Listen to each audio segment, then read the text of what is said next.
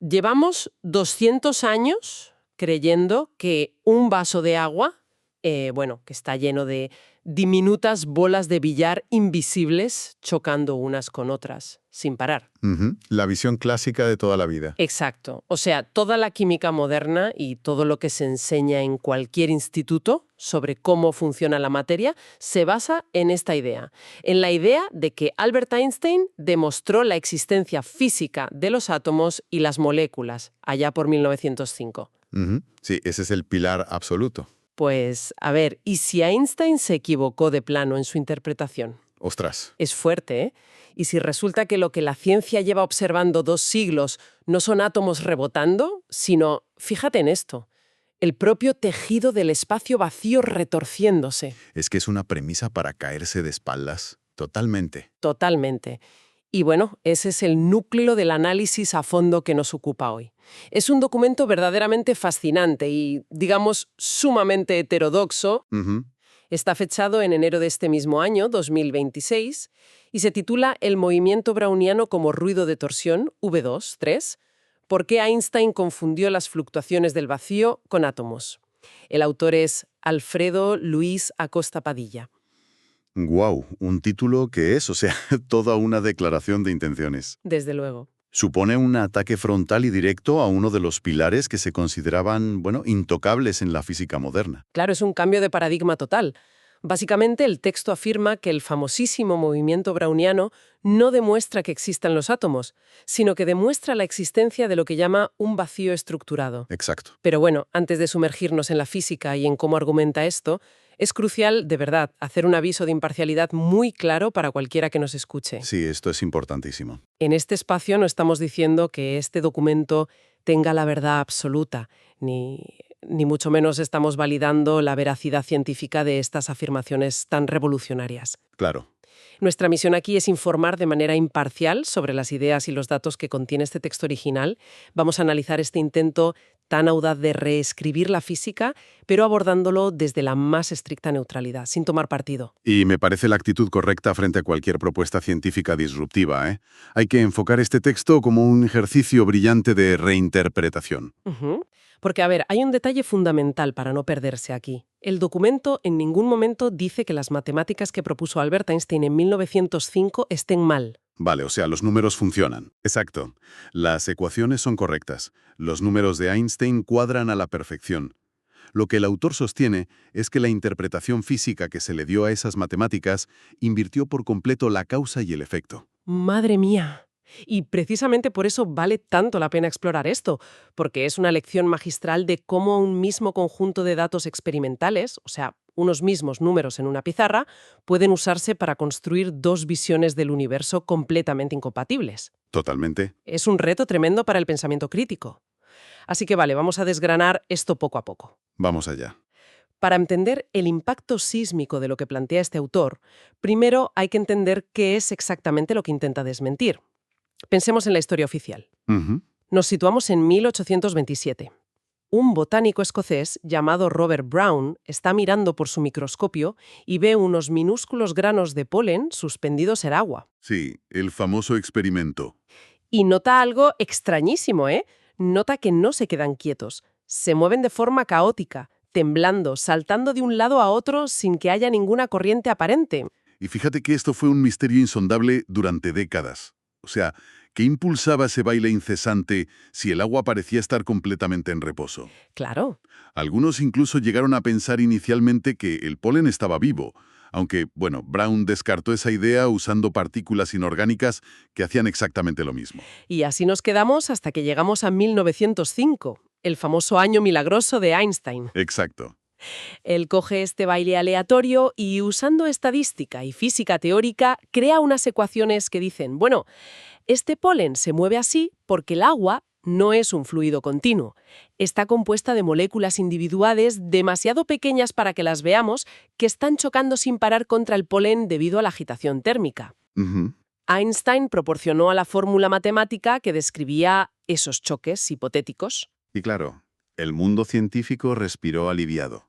Esa narrativa triunfó por todo lo alto. A partir de ahí, se consideró que el movimiento browniano era la prueba definitiva, la huella dactilar irrefutable de que la teoría atómica era correcta. Ya. Pero aquí entra la guillotina conceptual del texto de Acosta Padilla. A ver. El autor dice que Einstein cometió el pecado capital de la ciencia, confundir correlación con causalidad. ¡Ostras! ¡Qué frase! Las matemáticas encajaban, sí, pero el mecanismo físico era un especismo. Nadie, absolutamente nadie, ha visto jamás a las moléculas de agua golpear al polen. La evidencia de ese mecanismo siempre fue circunstancial. Totalmente circunstancial, sí. Pensemos en esto con un símil. Imaginemos que alguien está encerrado en una habitación sin ventanas, mirando a través de un monitor las hojas de un árbol que se mueven violentamente en el exterior. Vale. Al no poder ver el viento y no saber qué es el viento, un matemático brillante podría deducir mediante ecuaciones que hay millones de duendes invisibles empujando las hojas. Claro, claro. Y podría calcular la fuerza de los duendes, su masa hipotética, y predecir el movimiento de las hojas con una precisión matemática asombrosa. Las ecuaciones cuadrarían perfecto, pero el mecanismo físico, es decir, la existencia de los duendes, sería falso. Es que es una analogía magnífica para ilustrar el argumento del autor. El documento hace un análisis histórico muy profundo sobre esto, ¿eh?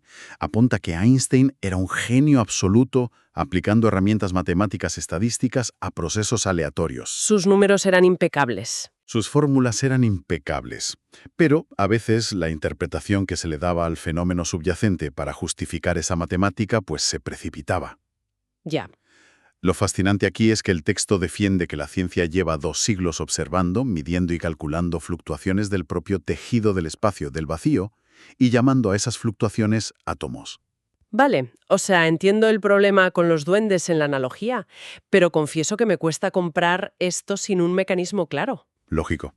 Si quitamos las canicas invisibles, si quitamos el agua chocando, ¿qué demonios está empujando físicamente a ese grano de polen para que salte de un lado a otro? Físicamente, ¿de dónde sale esa energía cinética si no hay masa impactando contra él? Pues mira, esa es la pregunta del millón, y nos lleva de lleno a la mecánica de la teoría del vacío estructurado, o TVS.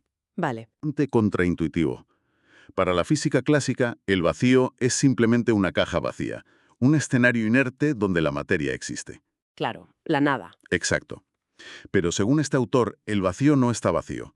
Tiene una estructura geométrica compleja. Concretamente, postula que está formado por lo que denomina 23 canales helicoidales. El llamado vacío V23, ¿no? Eso es. Y lo más importante, este vacío tiene oscilaciones de torsión de punto cero. Un momento, oscilaciones de torsión. Es decir, no es una fuerza que empuja en línea recta, sino algo que se retuerce. Exactamente. El espacio mismo está retorciéndose y vibrando constantemente a un nivel microscópico fundamental. En el modelo de Einstein, la partícula de polen es como un globo gigante siendo bombardeado por perdigones. Es un objeto pasivo que sufra colisiones. Ujú. Pero en el modelo de la TVS la interacción es completamente distinta. El documento describe a la partícula de polen en suspensión como una antena de torsión. Una antena, como la de una radio, pero recogiendo energía del espacio. Algo así, sí, pero mecánicamente. Debido a la presencia geométrica del polen en este vacío estructurado, la partícula se acopla a esos 23 canales helicoidales. ¡Wow! Cada uno de esos canales transmite lo que el autor llama patadas de torsión aleatorias. No hay materia sólida chocando contra materia sólida. ¡Ostras! Es la propia geometría vibrante del espacio la que transmite energía rotacional y cinética al objeto físico, obligándolo a moverse y a saltar en el fluido. Es como si un corcho estuviera flotando en el mar, pero en lugar de ser empujado por las olas de agua, estuviera siendo movido por mini remolinos invisibles creados por el propio espacio tridimensional. Exacto. ¡Madre mía! Y si la idea ya parece rompedora, el autor suelta un dato matemático para justificar este acoplamiento que te deja sin palabras. Sí, esto es brutal. Coge la ecuación original de Einstein de 1905 y la pone al lado de su nueva ecuación, la de la teoría del vacío estructurado, y demuestra que ambas fórmulas dan exactamente el mismo resultado matemático bajo una condición hiperespecífica. Cuando el radio de la partícula que está flotando es exactamente de 1,44 nanómetros. El autor dice que esa es la medida donde el polen entra en sincronía o resonancia con la longitud de onda del vacío. Y ojo con el dato. Porque es una locura esta cifra, porque resulta que 1,44 nanómetros es el tamaño clavado exacto de los fragmentos de polen que Robert Brown observó bajo su microscopio en 1827. Y lo fascinante de este punto es que el autor descarta por completo que sea una casualidad. Claro, no puede serlo. Su argumento es que las matemáticas de Einstein funcionaron también de pura casualidad, porque se calibraron involuntariamente con el tamaño específico de la partícula que Brown usó. Al cuadrar los datos con ese tamaño en particular, la física moderna quedó, digamos, cegada ante la verdadera naturaleza del fenómeno. Pero aquí es donde la cosa se pone realmente interesante y problemática a la vez. Sí. Porque esto es un efecto dominó. Si aceptamos que Einstein se equivocó en el mecanismo, nos topamos con un muro matemático gigante en la química moderna. Ya lo creo. ¿Qué hacemos entonces con el número de Avogadro?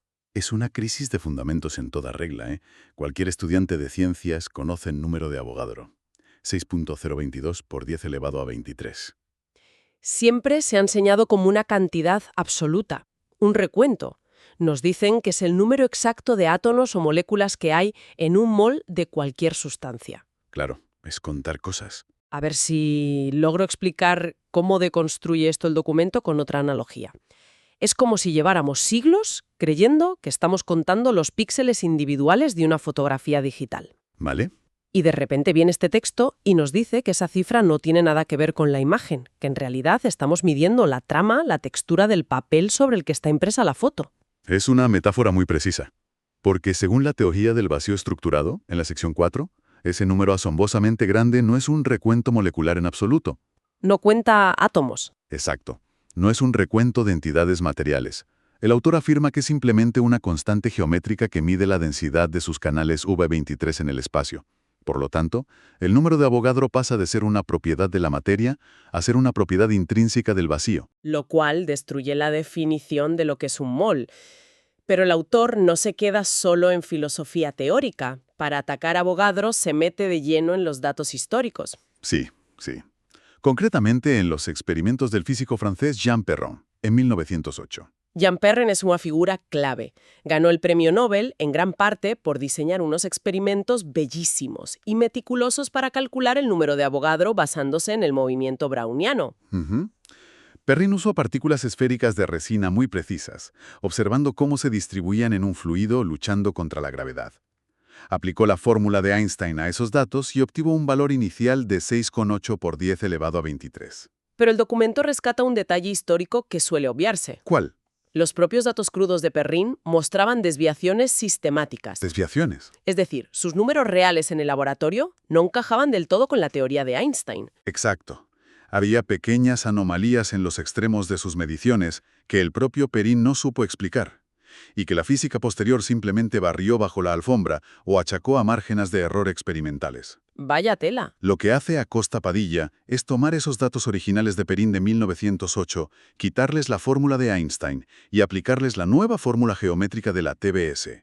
Y el resultado es que esas desviaciones sistemáticas desaparecen. No me digas. Sí, los datos experimentales del laboratorio de Perrin encajan de forma mucho más natural y elegante y con un vacío estructurado que con la idea de un fluido lleno de moléculas chocando aleatoriamente. Es un argumento con muchísimo peso. Usar los datos del premio Nobel, que teóricamente demostró los átomos, para demostrar precisamente lo contrario. Es brillante. Pero claro, el papel lo aguanta todo. Reinterpretar datos del pasado es un ejercicio muy elegante.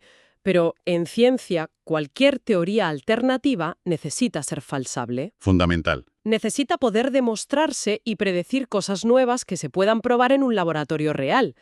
Si no hay duendes empujando las hojas, si este vacío estructurado B23 existe, la física debería comportarse de forma distinta.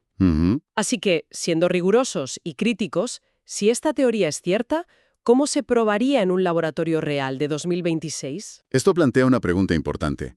Y el texto, en su sección 6, detalla una serie de experimentos propuestos que buscan divergencias claras con la relación estándar de Stokes-Einstein. Para no perdernos en la jerga, esa relación de Stokes-Einstein es básicamente la fórmula clásica que nos dice cómo la fricción del líquido, la temperatura y el tamaño de la partícula determinan la velocidad del movimiento browniano, ¿verdad? Correcto.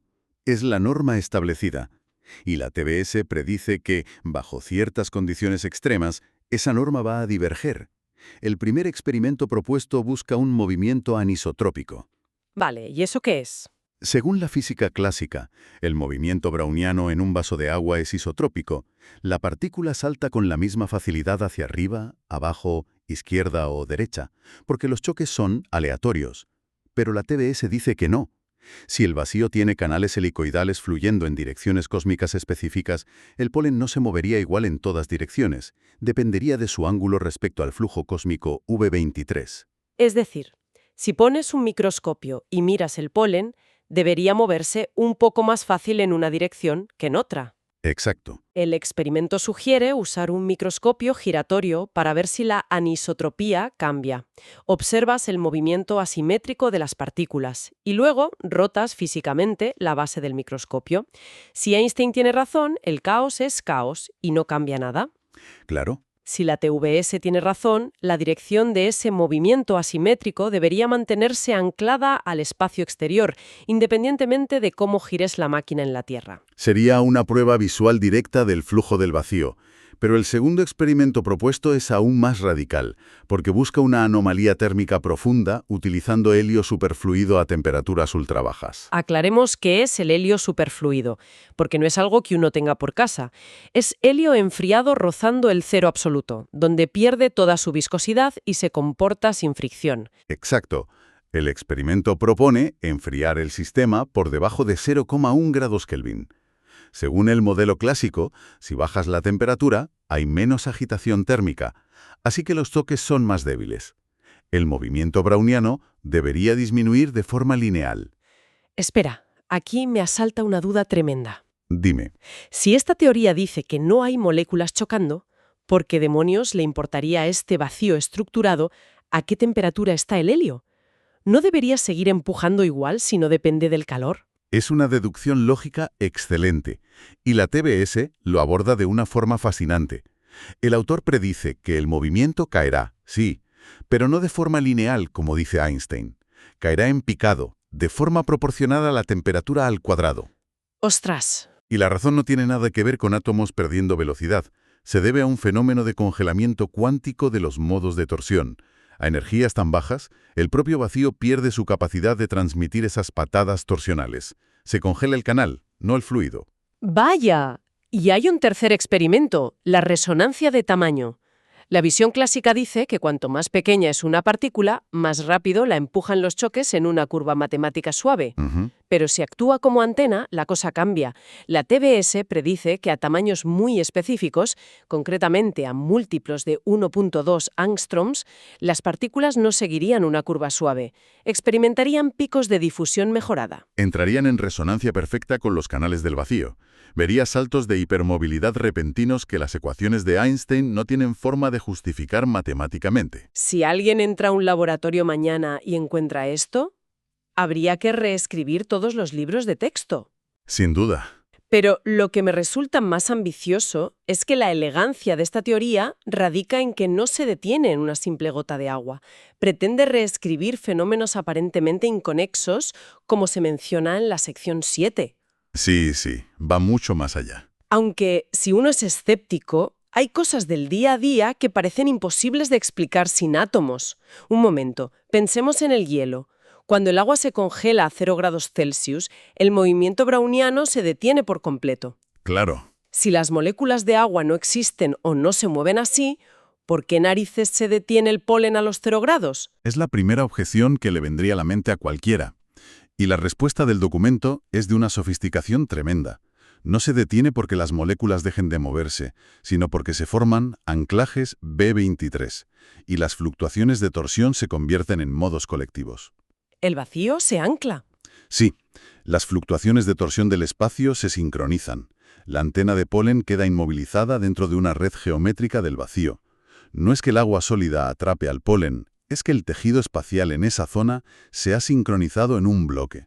Así que el propio espacio puede cambiar de estado. ¡Qué locura! Y no es la única conexión. El documento menciona también la conexión con el efecto Feynman clásico. Ujú. Acosta Padilla dice que si aplicas campos magnéticos extremadamente potentes al vacío, el imán literalmente interactúa con la geometría espacial. Obliga a los canales B23 a alinearse. Y eso sería medible. El texto predice un cambio medible de 10 elevado a -5 en el coeficiente de difusión por cada tesla de fuerza magnética que apliques. O sea, controlar el polen con un imán gigante sin tocar el agua. Exacto. Pero si conectamos esto con el panorama general, las implicaciones en la sección 9 saltan a la biología y cosmología. Pensemos en lo que pasa dentro de cualquier célula. Es un bullicio incesante de proteínas moviéndose sin parar. Clásicamente, la biología ha considerado ese movimiento aleatorio como simple ruido térmico. La típica lucha contra el caos termodinámico. Pero si la TBS tiene razón, ese movimiento no sería ruido térmico molesto, sino señalización de torsión, V23. La biología habría evolucionado para cabalgar esa señal estructurada, lo que podría explicar el misterioso movimiento dirigido dentro de la célula. ¿Cómo saben a dónde ir las proteínas? Reescribe la mecánica misma de la vida. Y el último salto lógico nos lleva a la cosmología. Cuando medimos la radiación de fondo de microondas cósmico, que tiene una temperatura de 2,75 kelvins, siempre se nos ha dicho que es el calor residual del Big Bang. Pero la TBS afirma que esa temperatura de 2,725 kelvins en realidad estaría midiendo el espectro de la fluctuación de torsión V23. No miden el calor antiguo, miden el pulso mecánico del propio tejido del cosmos. Madre mía. Entonces, ¿qué significa todo esto? A ver, Si intentamos resumir con la poética conclusión del documento, los granos de polen no bailan por estar rodeados de moléculas invisibles, bailan porque el vacío mismo está bailando en un compás de 23×4. ujú, Se reitera que el coeficiente de difusión mide propiedades del vacío, no de la materia. totalmente. Y para terminar, si conectamos esto con una reflexión profunda, nos obliga a pensar. Si resulta que durante siglos hemos confundido la geometría del vacío con la materia sólida, y el ruido biológico aleatorio es en realidad una señal estructurada proveniente del propio tejido del cosmos, ¿Ya? ¿cuántos de nuestros mayores obstáculos científicos actuales en la medicina o en la exploración espacial no son límites físicos reales, sino simplemente la consecuencia de estar interpretando la partitura del universo al revés? Es una idea que dejo ahí, suspendida en el aire, para que cualquiera que nos escuche le dé una vuelta. Desde luego. Una pregunta que te vuela la cabeza y que nos recuerda por qué hay que seguir cuestionándolo todo. Te hace pensar y mucho.